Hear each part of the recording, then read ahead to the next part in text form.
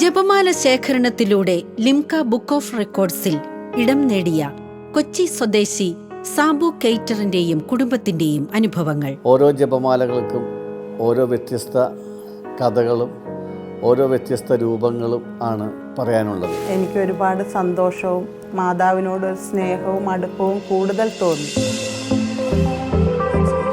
100-ലധികം രാജ്യങ്ങളിൽ നിന്നും ശേഖരിച്ച ആയിരക്കണക്കിന് കൊന്തകൾ ജനഹൃദയങ്ങളിൽ വിശുദ്ധിയുടെ പരിമളം പടർത്തുന്നു. പരിശുദ്ധ അമ്മയിലൂടെ ക്രിസ്തുവിലേക്കുള്ള ഈ മരിയോത്സവം എല്ലാ ഹൃദയങ്ങൾക്കും ആനന്ദോത്സവമായി മാറട്ടെ.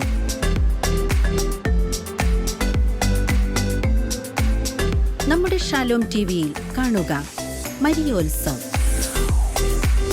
ഓഗസ്റ്റ് 15 വൈകിട്ട് 6:30.